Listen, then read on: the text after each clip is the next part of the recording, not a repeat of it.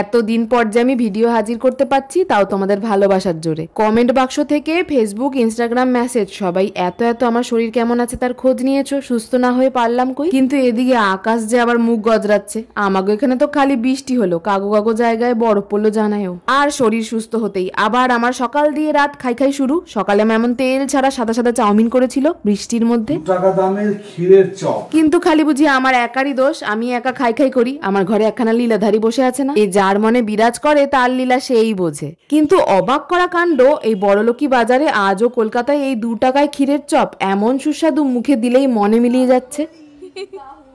বাহুবলী এক বাক্স খেয়েও আমাদের মন পোষালো না। এই ক্ষীরের চপ কারা কারা খেয়েছো জানিও তো। আচ্ছা আরেক কথা বলো দেখি, এমন কি একার আমারই হয়? শরীর খারাপ হলে মন খারাপ হয় নাকি মন খারাপে শরীর খারাপ? কনফিউশন বাবা, বুঝি না। তাই মন ভালো করতে গত রাত জেগে বসে পায়ে মেহেন্দি লাগিয়েছি। মা বলে বেদেনি লাগছে, সত্যি কি তাই? রাধে রাধে।